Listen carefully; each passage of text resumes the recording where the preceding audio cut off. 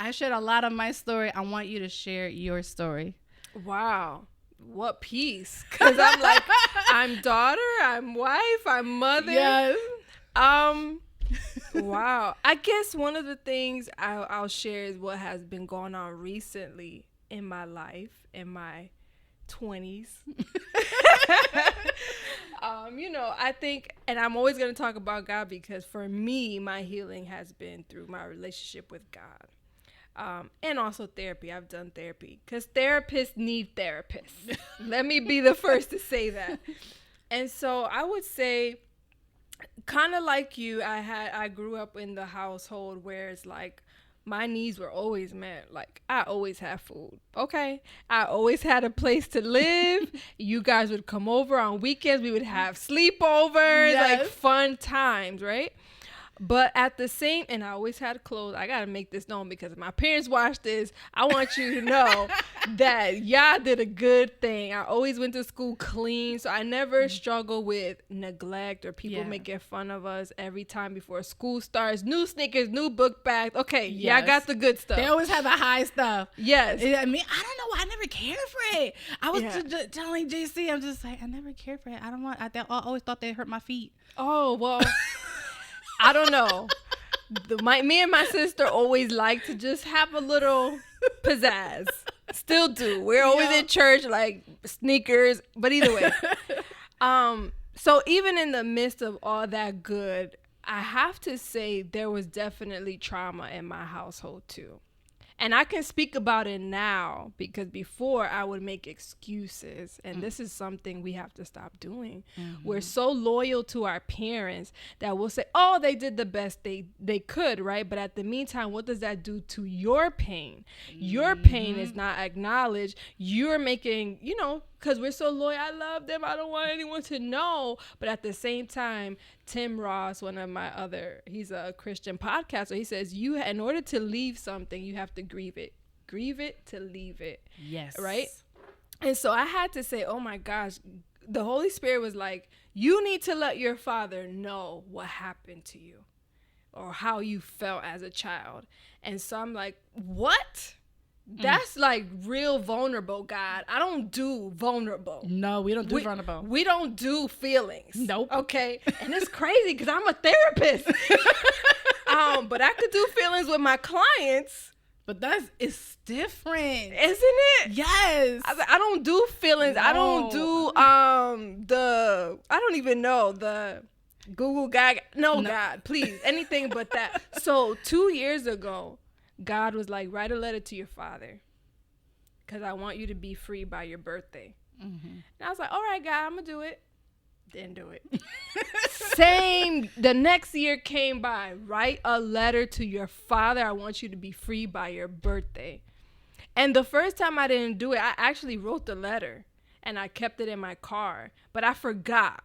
So it was like a accident, disobedience. Uh-huh. But it happened again. God reminded me again. I was like, all right, God, you really want me to be free, so I'm going to do it. So I wrote the letter. And in the letter, I'm telling my father this sexual abuse that I went through at 10 years old. There must be something about 10. I don't know. In our family. Something. Okay.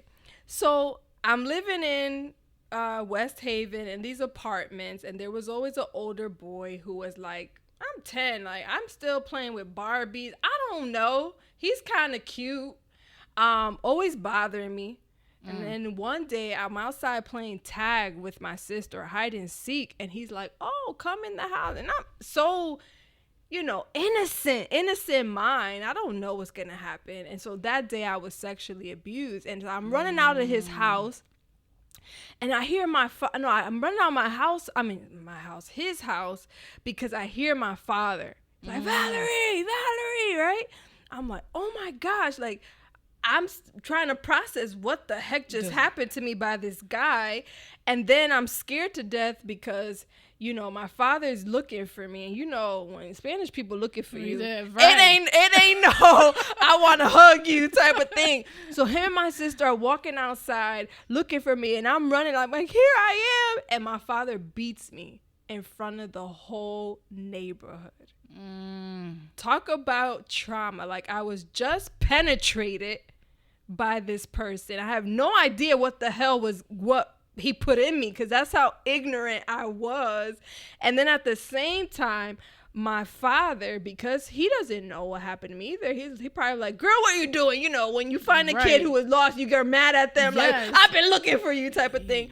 So it beat me in front of the whole neighborhood. And it wasn't until 25 plus years later that God brings this up. I swear, I forgot.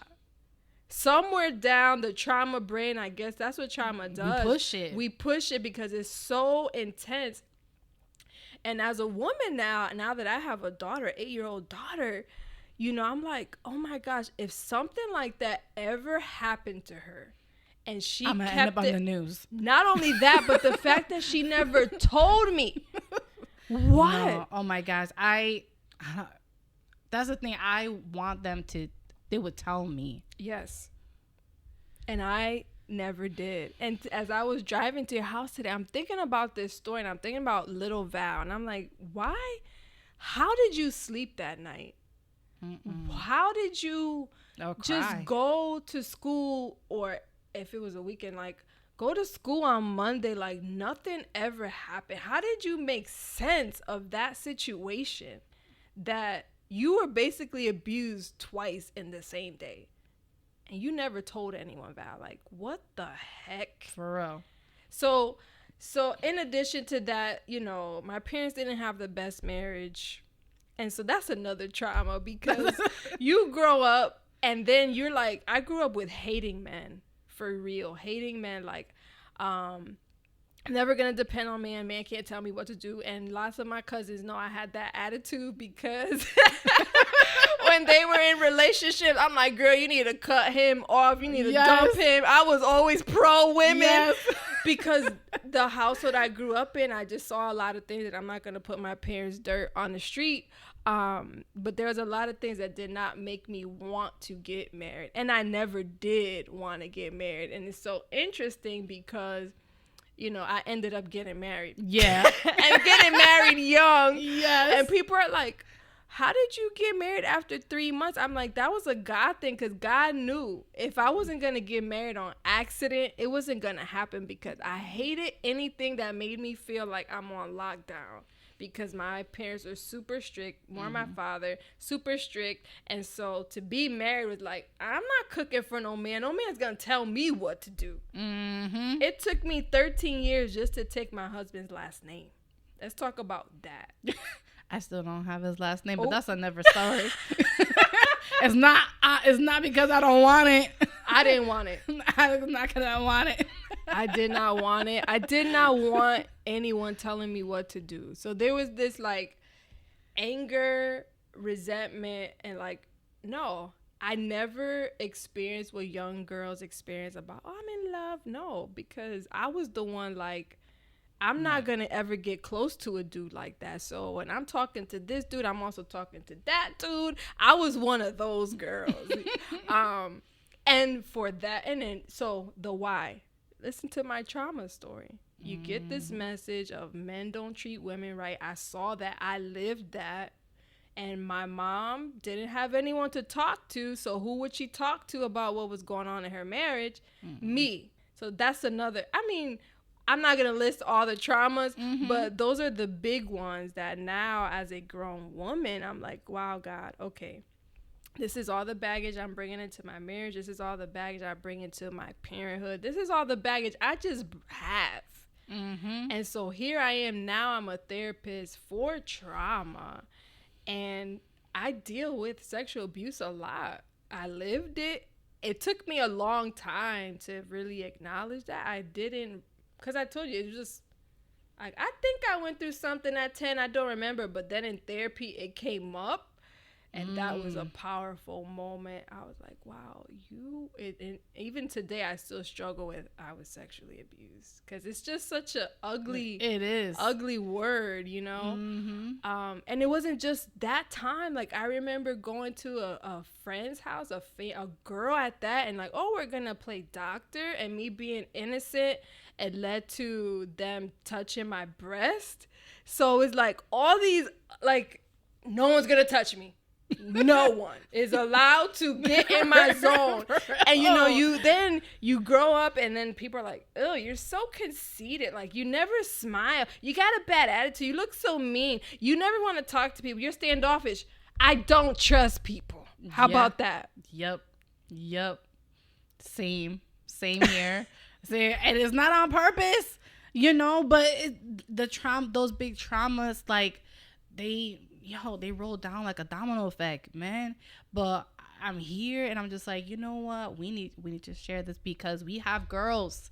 Yes, we have girls, and I don't want them to go through that same cycle, you know. And I'm just like, okay, we need to break it. Here we are. We're gonna break it right now. Mm-hmm. It stops here. Oh, for sure. You know, it's to the point I literally said it in the bathroom. It was some years ago when I was going, you know, through it, and I was just like, nope, not here, no more. You're not gonna take control over me, not anymore. Mm-hmm. And it was just like this powerful thing just coming out of my mouth, you know, like a commandment or something, you know. But it's like, you gotta say it, you gotta believe it, and then you gotta start acting, you know. Because it's like, you don't want to start tricking yourself down back into those patterns, you know. And I just think it's just so important, you know. They are. It really is. It just really is. And one of the things, I'm with you on breaking generational curses, because what was interesting just came to my mind now that in my family, in my core family, in my mom and my sister, that's my core family, I scare my parents because I'm always the one who's dropping bombs, okay? And the reason why is because I'm a therapist now. And so everything I told you, they know. Mm-hmm. There's no secrets. That's freedom, right? And so what's interesting is I'm disclosing, like, I went through this. And my mom's like, I went through the same thing. I said, mother, you know that maybe because you didn't deal with that, it happened to me. Maybe. And so generational curses are so real. Like, literally everything that I said, my mom was like, oh, me too. And I was like, what age? Same age. What? Mother. Mm-hmm. You know, so it's like, I am with you on it's not going to happen to our daughters. Not only because I've exposed it in the natural realm, but in the spiritual realm, if we're going to talk about God, because that's all I really want to talk about, we have to understand that trauma is also a spirit. And so when that spirit is not dealt with, and who knows how long it's been going on, that it passed on to our parents and then us. And so here we are, you know, with the help of the Holy Spirit, like, tell your father, whatever, for whatever reason, because maybe he knew one day I'm going to have a platform and I'm going to be talking to women who have suffered from sexual abuse. And I'm going to share one of other trauma that comes up, but, it has to be exposed and fought with, not only in the natural realm, but understanding spirit realm. Oh my God. Okay. So the craziest thing before you continue, so some people, wanted me to, I guess, put like a time frame of the podcast, like who am I reaching out, like what age group and things like that. And I'm like, women, period. I'm not gonna put myself into a box. I'm not just speaking to Christian women. I'm speaking to all women, because whether you realize it or not, this is a real thing. Mm-hmm. You know, especially for non-believers, non-followers, whether you like it or don't like it, this is the truth. You know, and I'm not trying to just speak just to Christian women. You already know. You kind of know. You're a little bit there, you know, but this is kind of to help you. And especially for those non-followers who don't know or maybe never heard this before, now you know. Exactly. And I think we're at a place in the world where people, even if they say, I don't believe in Jesus, but people know there is another dimension out there. Now, whether you choose to follow Jesus is up to you, but there's another dimension out there, right?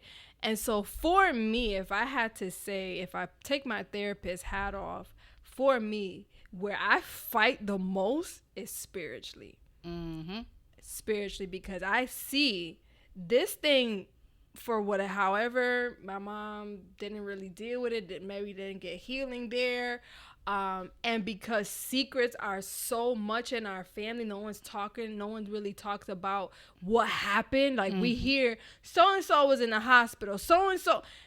But why? Yes. Right? We don't talk about that, but we're there for each other. We love it. I love my family. We are so there, but no one ever asks the why. Like, what really happened? How are you really feeling? Yes. Like, what's really going on? Even our grandmother, like, some days I call her and she's like, if I were to tell you everything, and I'm like, say it. You say 80 it. years old, say 80 it. plus years old. That's what I'm saying. She's about to, okay, I know she's old. She has a lot of stuff going on and everything, a lot of medical stuff.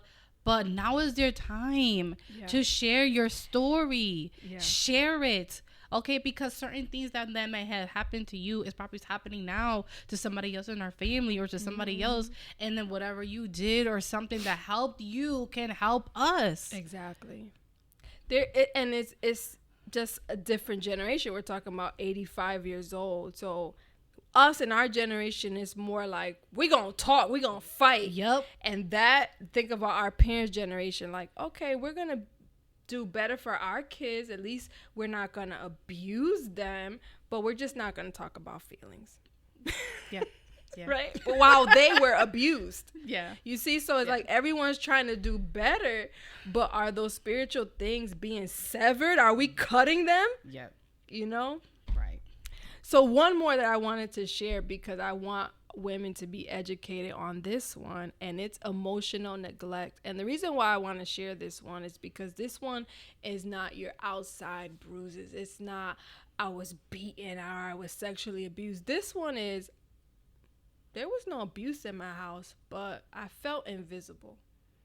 No one really sat with me and developed a relationship with me. No one ever asked me, how was your day? I didn't really talk to my parents, nothing deep other than, you got good grades? And so this one, I would say this one hurt me the most, because the way I'm wired, I love relationships and I struggle with superficial talk. I don't know how to do small talk, but if someone wants to talk deep with me, I feel like my cup is full, right? And so for someone like me who's naturally an introvert and to grow up in a house where like there's no conversations, no one's checking up on me, but I'm making good grades, I'm a well-behaved child, so she must be good. You know, the question is, women, or especially if you're a mom, for those kiddos, check up on them. Because even though they're making good grades and they're well-behaved and they look so sweet, how are they really doing? How are they feeling? How do they deal with sadness? Yes. Because if you were to ask my parents today, have they ever comforted me? They would probably tell you, I've never seen Valerie sad. How can a human being never be sad? Right. That's because they were not a safe place for me emotionally. So the way God used that, he gave me the gift of writing. That's what he did. He was like, okay, well, you don't talk to people about feelings because you don't feel safe. And my parents were going through their own stuff. So I couldn't say, mommy, daddy, because they had their own stuff. Yeah. I just had to man up. Me and my sister, like, we just did that to survive, right? But what happens when your emotional needs are not met, you become numb. You become real numb. And God has used my husband so much and teaching me how to talk about feelings. Same here. Like, Same here. To the point where I love you. Girl. He'd be like, tell me how you feel. I don't know. How don't you know? I was like, I really don't know how I feel. Those skills were not given to me as a kid. I don't know what I feel. No. You're like, what? Yes. Yup. Is that crazy? Yeah. So maybe that's the generational trauma in our family. Because if I were to ask my sister, she would say the same thing. Emotional neglect. So it's not, like I said, it's not an outside abuse. It's the inside of just not being comforted, not being held. And my parents would say, I love you. So there wasn't like, it was, I love you, but it was no, wow, you're sad today. Let's talk about that. Oh, you don't have no friends. Like, I legit have friendship trauma. And I dealt with that since kindergarten. I still remember like people like, I'm your friend and they're not my friend. And for me, like, I thrive off of relationships. So that broke my little heart. I'm like, Val, who did you talk to about that? Nobody. Nobody. Just, I didn't know. I think it's so important. I think it's cool that you are a therapist, you know. The only one I know in our family, you know, and it's like you're really succeeding forward with it and everything. I love that. And I think it's important, you know, for all women to understand that it's okay to get a therapist. Because a lot of people, it's just like, they get this thing, it's like, I don't know, like therapists don't know what they're talking about or whatever. Well, it's some don't. So, and that's I understand why I that. Interview. That is true. That is true. But I'm just like, you can do that. You know, I do believe it does help. You know, did as a child and I did it again as an adult, and two different experiences. And I love the person that I did meet as an adult that helped me with a lot of things, you know, and to help me even be like now more spoken now. So I would say if you need someone to talk to, but you don't feel that safe space, I would say definitely reach out for a therapist. Oh, yeah. Or you could definitely start writing, at least help, you know. I know for me that definitely helped writing. I had stopped writing, you know, but I'm going back into it. I started going back into it this past couple of years. So it's, for at least for me, that is like a step forward. Oh, for sure. You know, and having a therapist, that's another step forward. I love therapy. Finding that therapist that you just can't connect to. And then not like, okay, no offense for therapists that are in church or anything. It's just that I feel like if they know you, they have like this mindset of you, and I don't want that. Yeah, it's best not to work with someone you know, because it's a bias they actually have. They know you too close, which is why ethically we're not supposed to do therapy with people. No. Family, there's like, I think my husband's like, why don't you just do therapy with your family? No. They know me and I know them, so that's no. There's not gonna be like this true connection with you know, with you and the client. It's not. They're not gonna tell you everything. They're just not. Exactly, because now we still have to go to you know, family reunions together and cookouts. Like, no, it's not gonna work. It's not gonna work. So get someone who doesn't know you but is credentialed. Interview them. Some questions you might want to ask is how long you've been doing this. You know, are you trained in trauma, especially if you're looking for trauma? Because some therapists just do talk therapy, which is tell me how you feel, and then you leave like, I didn't learn nothing. Nope, nothing. So I give homework because I like to challenge people. So. Yeah, and those homeworks, they help. They definitely do. I remember my therapist was giving me a lot of homework. So, and every time we met, sometime I did it. Sometimes I did not. Yeah. I did not. And I was just like, did you do this, Y, and Z? Nope. Yeah. But it definitely helps, man. I don't know. I don't know how I would have made it, to be honest. You know, I know God is always there, but it's good to have those tools and those resources as well to help you with the trauma and to get you, you know, out of it. You know, and just get you in a whole better mental state. Yeah, for sure. You know, because there's hope.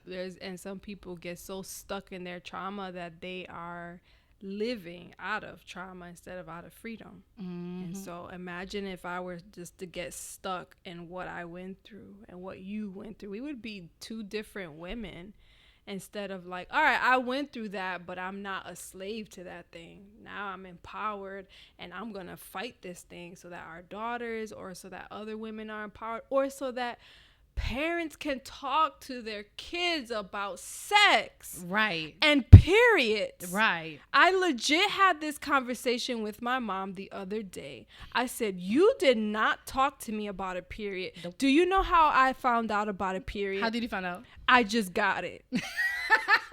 And she said, well, my mother didn't talk to me about that. And then I spoke to grandma and she said, my mom didn't talk to me about that or sex. When I got married, I realized what sex was. And I said, I don't like this. Wow. Talk about not talking about stuff. Yeah, I learned, at least I learned about period through a book. That's how I learned. No, I did not. It was, they were explaining certain things. And then I was like, wait a minute. I was like, I'm also going through this. And I was like, that's what that is. I don't even know how I brought it up to her. Maybe I said, Mom, I'm bleeding. No, I went. It was, my mom was somewhere. I think she was like either teaching or something. I went to the bathroom. I looked for that thing that was specifically description in the book. Wow. And that's how I... No, that wasn't my experience. I just... Something's going on here. Yo. But I definitely showed Mia Bella and taught Mia Bella because I started early. I started actually right before I was 10, actually. I started at 10. I've already had the conversation with Ava. She knows what tampons, she knows what pads are. Like, there's no secrets. Like, this is our freaking You're body. A woman. You gotta tell the other little lady. The thing is that you don't know if you're gonna be here forever. I need to teach her everything before something happens. Yes. I know I'm not gonna be here forever. So I'm just like, who's a better teacher than me? Yeah. And what's funny is I don't know why I still have these vivid images. Maybe I was traumatized by that because I'm sitting here and I remember like she didn't talk to me about what a period is, but when I got my period. Le cantó el gallo de Valerie. Wow. For those who don't know what that means her rooster is crowing or her rooster crowed, which is means she got her period. And for Puerto Ricans, calling everybody in the family. Oh my god. Now you know, tú eres señorita. Now you gotta. Wow, guys. Yep. Oh my gosh, the things that we go through for real. Oh my gosh. All right, so you share a little bit of your story. So that's how you went to the men's, like you went to that field? So my field, infant mental health, right? So with trauma, there's so much with trauma. Veterans, women, med, whatever. But for me, because if you look at my resume, I've jumped all over the place. Because for me, I don't know how to commit to something I don't like. Okay? God bless our mothers and our uncles and all that who stay at the same job for 30, 50 years. That's not me. If I don't like it, peace out. That's our generation. So I went this and this, but then I was introduced to infant mental health. So what is that? I'm going to give you the definition and I'm going to break it down. It is the social emotional development of kids 0 to 5 years old. It is how they attach to people, how they regulate their emotions, and how they explore the world. Right? But what the heck does that look like? Right. So what that is I love the parent-child relationship. Always have. Maybe because that need wasn't met for me as a child. And so with infant mental health, we're saying parents, trauma can happen to kids 0 to 5. And parents will say, oh, they don't remember. They're too young. Let me tell you something. If a baby, let's take a baby.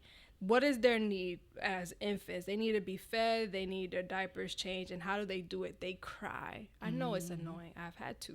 And I know that you don't sleep. So the first stage of development is trust. They learn to trust people just by when mommy and daddy feed me, when they change my diaper, when they hold me because I'm crying. And I know in our culture it's like, oh, you're going to spoil them. You're not going to spoil your child by holding them when they cry. You know what you're doing? You are teaching them to regulate their feelings and their emotions. So in infant mental health, we believe that trauma can happen at that young age. Even when you're in your mother's womb, trauma can happen.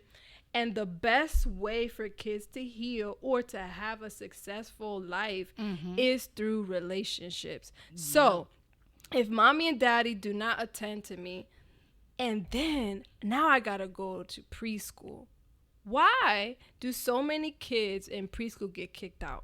And then teachers, they can't sit still. Oh my gosh, they're throwing chairs. And the first thing, no disrespect to teachers, and psychiatrists want to do, oh, they have ADHD. Oh my gosh. Let's prescribe them medication. But with infant mental health, what we say is, what is going on with Johnny at home? How is his relationship with his parents? Let's assess that first to see, is it a relationship thing? Is it an attachment thing? And I would say 90% of the time when I go to the house or I assess the relationships, there is something off. Either, you know, parents are too stressed, the marriage or finances, no one is attending to that child. So all of a sudden, the child has to go to school and pay attention. Meanwhile, they never had structure in their house. So now they're supposed to sit still at school. They get kicked out of school, and now they get ADHD and get prescribed medication. And no one assessed to say, could it be trauma? Could it be the parent-child relationship? So that's what infant mental health. We intervene in trauma, and we try to, we intervene with, let's restore the relationship. Let's let them play together so that they can build trust and have fun and have love. Yes. And when that happens, the kid does come down. He's not as aggressive. Because why are kids aggressive? They're not aggressive because I'm mean. They're aggressive because, again, high percentage, something happened to me, and the only way I can let the world know that I'm mad and something's hurting me is aggression. Yep. So I hope that makes sense. I gave you the quick make sense. synopsis of infant mental health. It does. And so Lyric is only 2, and I saw it a little bit in him, because so you know, I work from home and everything, and you would think it'd be all dandy and everything. It is not all the time. Because you're just working. And at first it was a little easy because, well, he wasn't walking and he wasn't talking, and he was just sitting or sleeping most of the time. So it was fine. The problem became when that stage where you're supposed to be playing with your child all the time and things like that was not happening because I was working all the time and trying to figure out myself, figure out my career. And it was to the point where I felt like I was a bad mom, and I feel like I was missing stages in his life. And I'm just like, dude, he's only 2. And then Jason's just like, Amy, you're fine. He's fine. He'll figure it out at his own time. And I'm like, no, we're supposed to be like talking to him. The more we talk to him, then he'll start talking. You know, we need to like do this and do that so then he can learn how to walk and stuff like that, because that helps, you know. And I felt like I was not doing a lot of those things because I was always working so much. So, you know, I took a little bit of time, and I made it a point and I do this even now. On the weekends, we make sure we spend time together and everything. We try to get as much work as we can during the week. But during the morning, since technically my shift doesn't really start till later in the day, I'm in a point to get up early. Even though I hate waking up early in the morning, I really do. I hate it with all my heart. I hate waking up early. But by me waking up early, I can attend to Mia Bella better. I can do her hair. You know, we can have that connection, that bond. And then once she's going to school and everything, now I have that time with Lyric, giving him the food and everything, having that playtime. He loves the playtime. Aww. When I decided to make that change, our relationship, like, he loves his mama. I can say that. He loves his mama. And he is talking better. He's talking more. He started walking like like just like that.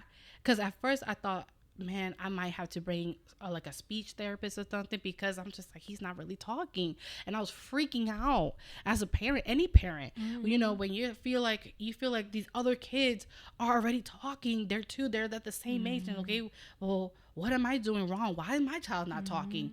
You know, and I remember Mia Bella, she was already talking. She was talking a lot, you know, and I'm like, well, what am I doing wrong? And then the thing is, I'm like, wait a minute.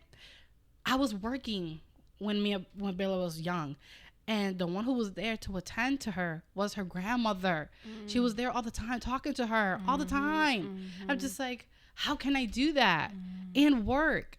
So I was just like, I need to do something. So in the morning, I am making my best effort I am with him all the way until I have to start my shift, you know? And then after that, then I'll do a nap time. I do the nap time, and then Mia Bella comes home from school, and then now he has somebody to play with, you know? But before, it was just like TV was his friend, or the laptop was his friend. Yeah. And it's just like, he's not gonna learn like that. You can learn some stuff, you know, but that's not good. That's not healthy. You need that bond, that relationship with your parent, even at that age, you know. And it was there was some points where he was crying, and he was throwing his tantrums. That's when it started. He was throwing his tantrums, and then my first reaction at first was to yell, like just any parent. Any Hispanic start yelling, beating their kid, whatever, and stuff like that. But I don't want to do that. So I went, and JC helped me a lot with this, you know, because my first thing always to, you know, like to be, oh, you're not going to beat nobody. Don't beat your child, you know, be better. So I was calm, stayed calm, went to his level, his eye level.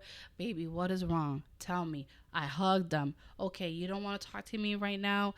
Okay. And even though he doesn't talk fully, but I feel like he understood, and he was like, he calmed down. Okay, he took his time to cry, whatever, you know, even though he was holding me, he cried, and then he finally stopped crying as I held him, I pat him and everything, you know, and he can't fully explain to me, but I can tell, and he will point, you know, at first, and then now he's talking to me more and more, he's, you know, speaking more and everything. Even the other day, he wanted something to eat, but he didn't want it to be served by nobody else. He wanted to be served by me. Okay, I prepared his food. I said, baby, give me a second. Let me prepare you something. And he's like crying, whatever, almost about to throw his tantrum. I put his plate onto the table, and he goes, this is for me? Aww. Dude. Ugh, my heart melts. Even Mia Bella was just like, aw. You know, and he was saying it for a few minutes. I was just like, yes, baby, it's for you. Aww. And he ate everything. And it's just, sweet. That is what I want. That is so important. You know, and I feel like a lot of families now, a lot of moms, I know, we're trying to be independent, strong women and everything, but don't neglect your family. Don't neglect your kids. You know, you can, I believe, yes, you can have your career. If you want to do your career, that's fine. Don't push your kids away. Yeah. Make sure you have time for your kids. You know, I feel like that's just so important. And there's a lot of parents are just not doing that. Yeah. You know, and it just affects everything else in their lives, at school. It'll just keep on trickling down. A lot. Thanks for sharing that. That is like infant mental health 101, what you just shared. And so I want to say a couple things to that. Number one, so I've always worked as a mom. Okay. And a couple things that we can do even for the working mom is like when you're changing a child's diaper, sometimes there are parents who do it in silence. Like that's an attachment time. Like, oh, they changed a diaper, let's sing to you, right? Putting the child to bed, bath time. Like, out of all the things I am, Amy, I love being a mom. I really, really do, because it's like, I just love it. And I guess that's just the way I'm wired. And I want to make room that not every mom has those feelings.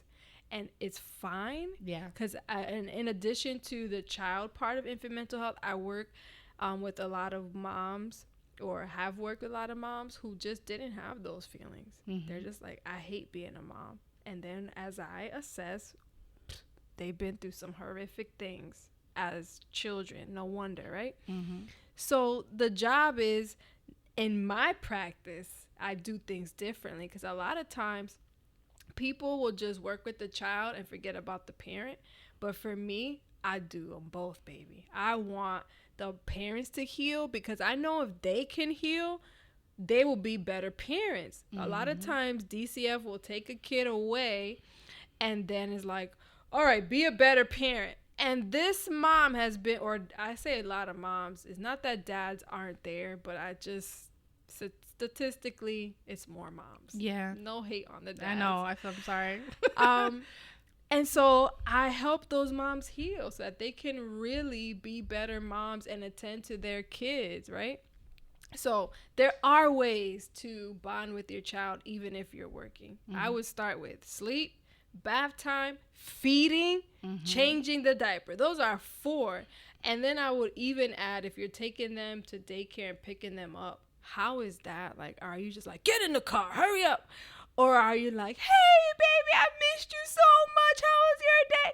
Like, all of those are 5. If we can make those 5 special, yeah, I'm telling you, we will see such a change in kids' behavior, because science shows when they're 5 years old, that's basically the foundation of their brain. So if they grew up in a house where all they got was yelled at, that's anxiety. So when they go to school, how is that brain going to learn and all of a sudden pay attention when they're used to being yelled at? Yeah. It's like, come on, guys. And so teachers are annoyed, and then teachers also have their own trauma, so they're yelling at the kids, so the kids doesn't feel safe home and they don't feel safe at school. Yeah. And so infant mental health in a nutshell is all about relationships and having the child get to a place where their brain is safe, where their emotions are safe, and they have someone, at least one person, that they feel safe enough to say, I feel this way. And what you did with Lyric and holding him, even though he didn't have the words, is so powerful, because what you showed him is that I can learn to regulate my emotions. So the moment he has an emotion that is like, us, we just minimized it and numbed it, he's going to be able to feel it and say, I remember when mommy held me and taught me how to calm down just by being held. Like, that is the best gift, ever, that we can give our kids. It's not toys. It's not gifts. It's quality time. Yes, and it's not yelling. It is not spanking. Definitely having that relationship and getting to understand your child. I mean, it's an amazing thing what you can do to make their lives just so much better and different. I mean, I'm definitely learning. I'm still learning, just doing it all over again, but yeah, I'll definitely keep those 5 things for sure, and then keep on doing those things. I'm telling you, and then you can add on, but because I would get the mom guilt too. Oh, I'm working too much, but I see how my kids are now. No, they're not perfect, but they are so behaving. They're so chill. Everyone was like, how are your kids so calm? It's like, I was never a stay-at-home mom. I've always worked. And there were times where I was at school, internship, and working. And I only had 5 points, baby. These are the 5 encounters. So if I have these 5, even though I'm stressed, I want to make them super special. Like, I see you, I want to spend time with you. I'm bathing you, I'm feeding you. Like, that's it. We're gonna make it special. Add those little things, his toys. I found like these new toys what they never had before. It's something now that they have now in the bathtubs and stuff. So created his own little experience, and he loved being in the water and things like that. Is the greatest, man. Yes. I mean, there's nothing more to say to her, really. That's it. Those five things, and then it's like you don't even realize that you're doing it. If you're not doing it, ladies, I'm telling you, gotta start doing it. Or you're doing it, but you're not really there. Your mind is somewhere else. Like you're changing the diaper like this. Yeah, trying to get the duty done. Meanwhile, the child's like, "What you doing?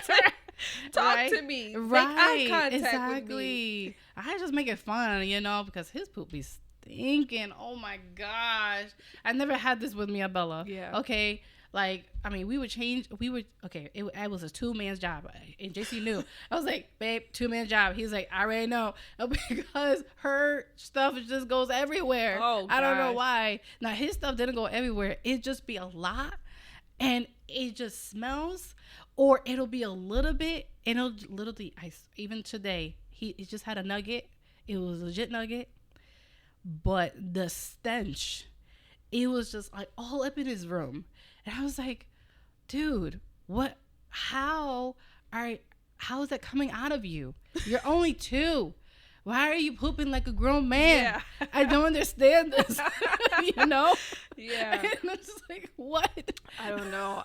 Those days are a blur to me. I made it through, though. Yeah. I made it through. Making it through.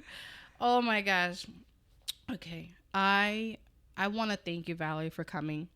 I feel it just in my heart, this just needed to be talked, shared, and I hope you ladies, you like it. You like what was spoken, and then you take something from what we shared, and that it helps you in your journey and whatever you're going through. And I really do hope it helps. I really, really do. But I don't want to forget that Miss Valerie is a poet. Yes, I am. Oh, with many words. Many, many words. So she spoke. I love my name that I gave myself.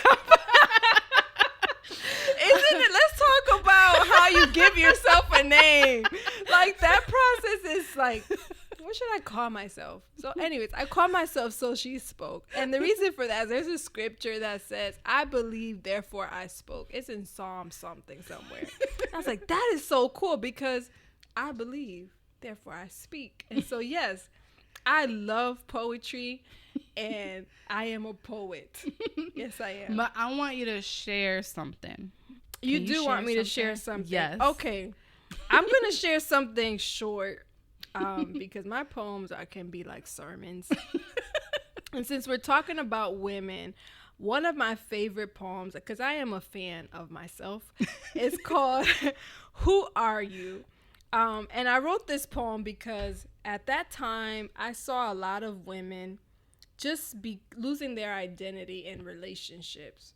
And so it just sparked a fire. And I don't know about you when you write, but for me, I have to be inspired. I just can't write to write. It has to be something that I'm seeing, or that God tells me to write something, and then it just comes. So who are you? This is a long one, so let's see where I stop. But it goes, who are you? For so many years, you've lost yourself by taking him on and putting you on a shelf. The dust is growing and the rust is rotten. All you are, 'cause you've forgotten you. Just to fit in, just to pretend that you and him really have something in common. Truth is, meeting him has been robbing you of you. You've become him and lost you in the process. His values you've adopted. And now you find yourself stuck in a cycle because instead of throwing out the trash, you chose to recycle him. And he's come in your life wearing many different faces. However, they've left all the same traces. So I'm asking you, who do you think you are? Apart from his opinion and apart from the scars. Because you were made with a purpose. The whole world needs what God put in you, but you don't know you're worth it. And that you have God's seal of approval. So if they don't like you for you, it's an easy removal. Because God is in the business of getting rid of clutter. But you hold on to him for dear life, showing symptoms of a a hoarder. You surrender to his requirements, then you wonder where that fire went when you was blazing off of God's presence. Don't be so quick to dismiss your God-given gift for a Judas deceiving kiss, for a momentary bliss, all because you want to be noticed. When God knows the numbers of hair on your head, so I guess you missed the notice that... Should I keep going? You can. Somebody loves you, baby. Oh, oh, oh, somebody loves you, baby. And that's just not a song by Patti LaBelle. It's the song of Christ's heart when he saved you from hell. I wish you could tell, better check your mail, that you and him does not equal fairy tale. And if you want the rest, you'll have to subscribe. It's a long poem. But man, that poem is about women finding their identity in Christ instead of changing each time you meet a dude. Like, who are you really? 1 minute you meet a dude who likes sports, and now you like sports. Mm-hmm. You meet a dude who's into ice skating. I don't know, making that up off the top of my head. Now you're into that, but all these years pass, and you never come to find out, who are you? Why did God create you? Yep. And so the relationship ends. Y'all break up, and you're like, oh my God, I can't live. And it's all because you lost yourself. And it would break my heart. And maybe because I saw that in the marriage of my mom when I was younger, of just like, she just lived to please him. And it's like, but what do you like to do? Exactly. Aside from him. And I think that goes for every woman. Marriage is a powerful thing, and I love marriage. I fight for marriage. But at the same time, who are you outside of your spouse? And if it's all about the spouse, it's like, you have your own purpose that God created you to be and do in this life outside of that marriage. And if your marriage is everything and that's your identity, that becomes an idol. Girl, that's a whole nother subject. Yes, but either way, so that's what Who Are You is about. If you want to see more, definitely subscribe. Right, it's on So She Spoke. Yeah, the page is being worked on because I do it all. I'm a businesswoman. I don't really post too much, but it is _she_spoke on Instagram. And then if you like to schedule a session with Valerie, please contact her. It's still at the Inner Reigns, right? innerreinscounseling@gmail.com. You can contact her. Okay, and for a session or several sessions. So I do hope you guys take this home with you, and it'll help you in your situation. Now, I want to thank you, ladies, for tuning in to What About the Ladies podcast. I just want to mention real quickly that unfortunately Destiny is no longer on the podcast. She was one of the hosts before. I will be your host moving forward, and I do hope that you like it and you will continue following. If you have not followed yet, definitely subscribe. If you want to watch on YouTube or listen on the podcast, listen on Spotify or Audible for right now, and then soon it will be on Apple and Google as well. And I'm going to continue on this vision because this is what I want to do. This is my mission. So I'm going to keep on moving forward. That's right. It is in my heart to keep on doing it. So I'm going to keep on bringing and sharing these stories. And I hope you guys follow along and like it. So if you have any questions, if you'd like to collaborate, or if you would like to be a guest, maybe share your own story, please email me at whatabouttheladies.podcast@gmail.com. That's right. Hit her up. There's a lot of stories that need to be told and come out. So this is great what you're doing to let people finally share all the stuff that they've been struggling with, all the secrets that keep us bound. So keep it up. Yeah. All right. Thank you, ladies. Thank you so much. I will see you guys next time. All right. Bye. Thank you for having me. Bye.